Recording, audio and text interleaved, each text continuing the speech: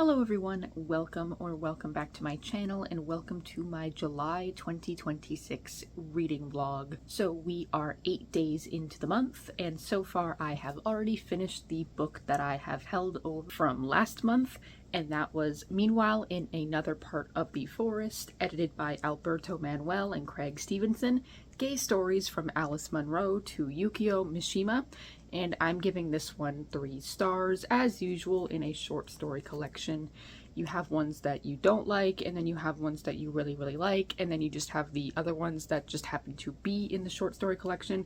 And I thought this one was very good. I thought that it tied all of the themes of queerness, gayness together very well, and I loved the wide variety of different stories told, that being from different time periods, different authors, different cultures, etc. My 4 favorite short stories in here were from Ray Bradbury, Francis King, James Purdy, and Daphne du Maurier. The other book that I am currently reading is The Brothers Karamazov by Fyodor Dostoevsky, which is off of my 100 Epic Reads of a Lifetime poster. I am almost 200 pages into that, and I am enjoying it so much.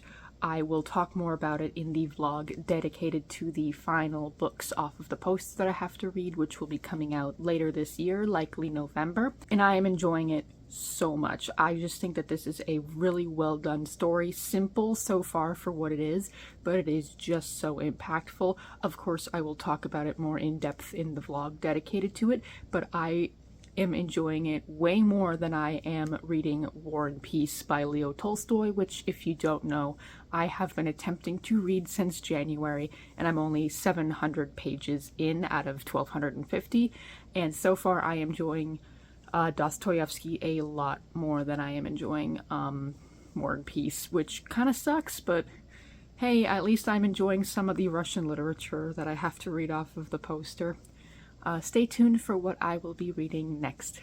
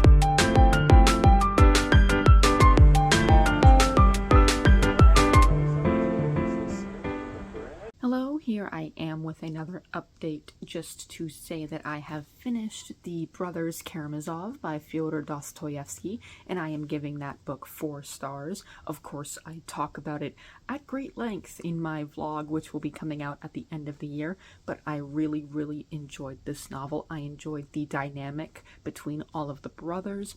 I enjoyed the inciting incident in which their father gets killed, and I enjoyed how they all eventually developed as a result of this court case. I really enjoyed the novel a lot, and I'm glad that I read it.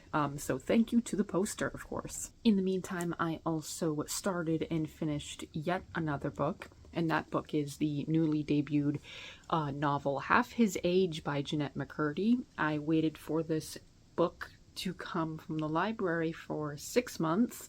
It was a 6-month wait, and I read it in 2 days because the book is incredibly short. It's 288 pages spread out across pages that look like this. Now, mind you, Jeannette McCurdy's memoir, I'm Glad My Mom Died, also had the same structure, but that was a memoir. That was a one-woman show that she did, so that was more of a justified reasoning for having the book be split into little chaptered vignettes like that. This book, however, was not justified in having such a short chapter length and such a short novel length. I was very disappointed by this. This book's subject matter is obviously controversial. It is a student dating an English teacher, and it just was not very compelling and not very good. A lot of people criticized the novel for being too repetitive and too juvenile, but she is 17, so of course she's juvenile. Would you want her to be some sort of genius? Why else would she get into this situation? Anyway, to me though, it was just a lot of lists. A lot of modern published fiction is just listing off things. Like, she likes to buy a lot of clothing online, she likes to apply makeup, she likes to do a full shower routine where she exfoliates and shaves everything, etc.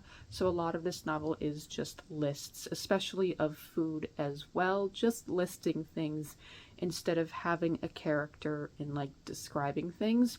So for me, this was a letdown, and it just shows how much I don't like modern publishing at the moment, and I do not wish to seek out too many novels anymore that are published within the past 6 years.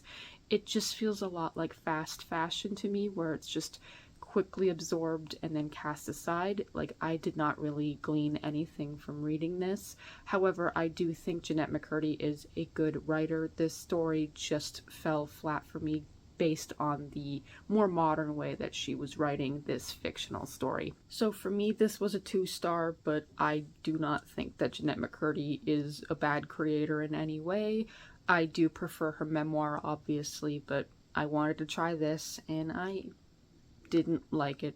Oh well, I think that's just modern publishing for me. Which means that for the final book that I'm reading for this month, I decided to reread an old favorite. I am currently reading The Vampire Armand by Anne Rice because I just had to suffer through that horrible season of television, and I cannot reread The Vampire Lestat right now because I will get too mad at that horrible waste of film, that horrible waste of money, that horrible waste of time.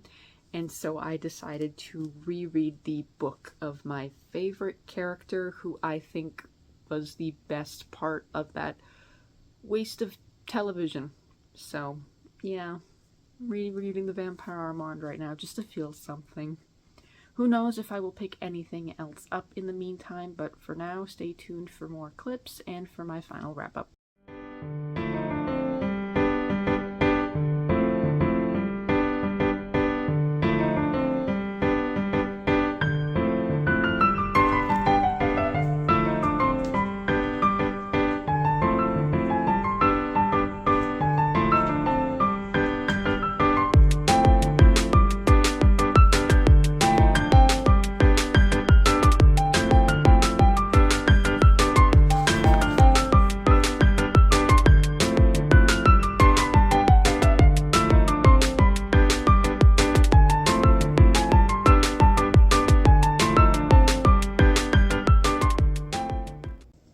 So here we finally are at the wrap-up. I realize that this vlog is not going to be very long, but I spent the entire month basically reading one thing, so you can't blame me. This month I read a total of 5 books. The majority of my month was spent reading The Brothers Karamazov by Fyodor Dostoevsky. I don't have a lot to say in this vlog, however I will say I gave the book 4 stars and I highly enjoyed it.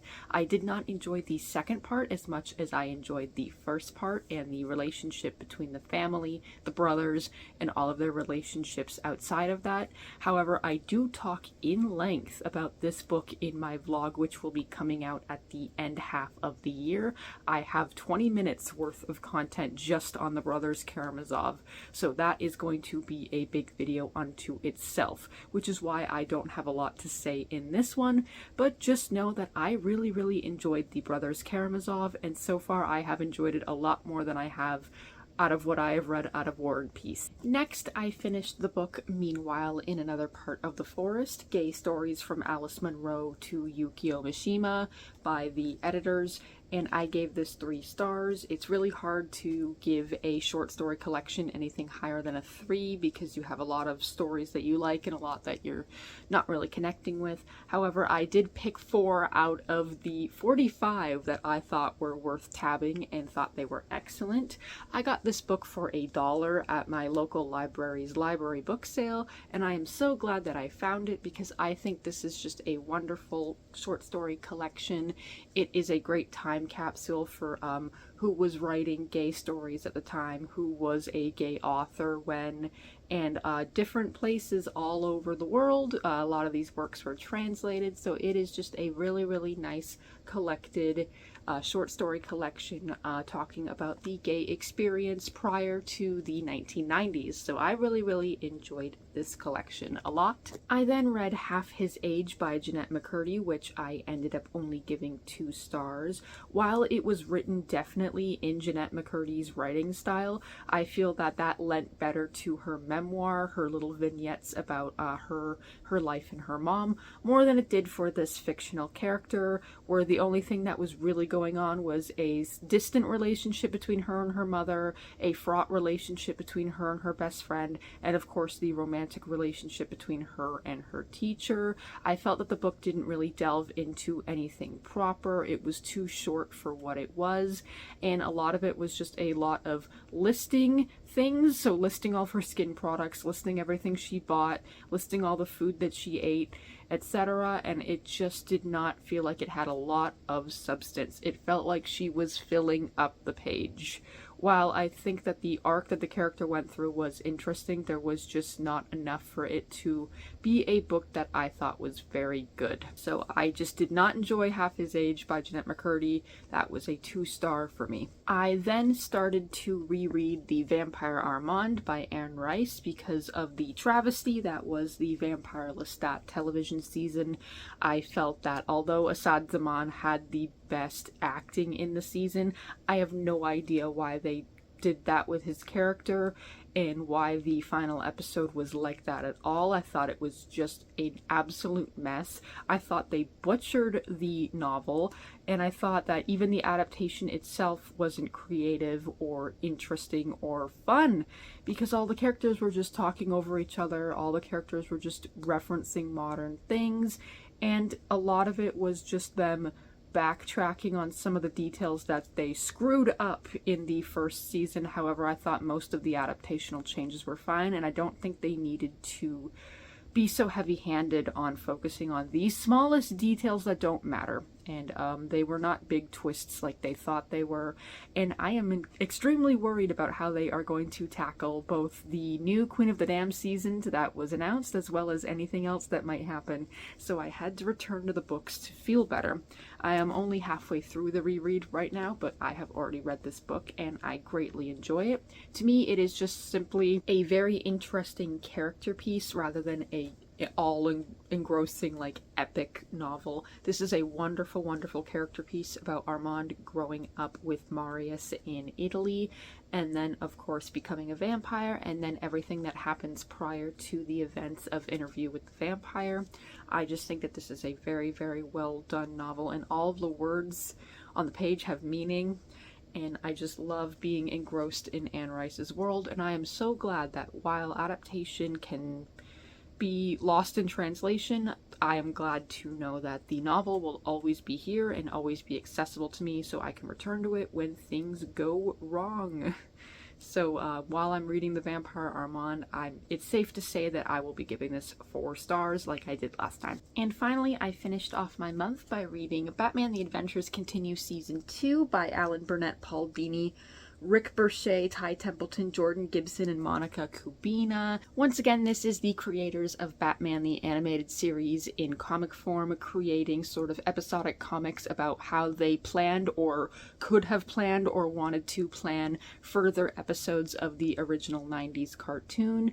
And while I enjoyed the first one very, very much, it was my favorite comic that year, I gave it 5 stars, this one features characters that I do not consider my favorites of all time. time. So the first comic had Deathstroke, it had Jason, and it had John Paul Valley. This one features heavily the Court of Owls and also features Huntress, Deadman, and other characters. So of course I don't consider this one to be as good as the first season. That one was created for me. That was all of my favorite characters and had characters incorporated in a way that I thought it was, for me, it was my favorite. So this one still is very, very good. It very much still reads like an episode of Batman the Animated Series for me.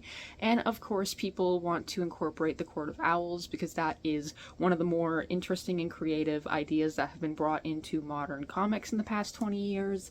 However, this one was not ever going to meet the expectations of season 1, so I did still greatly enjoy it and will be giving it 4 stars. However, it could just not meet up to the number 1, that being season 1. I am curious to see what season 3 will be like, since I also have that copy. And in this one, they don't have the episode title cards. They only were able to make 1. And I think that's really upsetting because that was my favorite part of the season 1 comic, was at the end going and seeing all of the television like title cards that they made to pretend that it was an episode of the show. So yeah, I still really like this series. I think this was a wonderful idea and does a lot of really cool, interesting things. Plus it's so fun to see the original BTAS art style again. But of course this one was not as good as the first for me. So that's it. That was my month of July. I say this every month. I hope next month is a better reading month for me. This one was okay. I got to read the Brothers Karamazov. I got to read a comic. I got to finish my short story collection. I got to do a reread. But I genuinely hope that I start reading books that I like a lot more, because I've been giving books too many chances, I think. I really need to find what I want and seek it out and read those instead. I have a lot of books on my physical TBR that I should be getting to next month. Thank you so much for watching. Don't forget to like this video if you like it and subscribe if you didn't. I will see you all next month. Bye bye.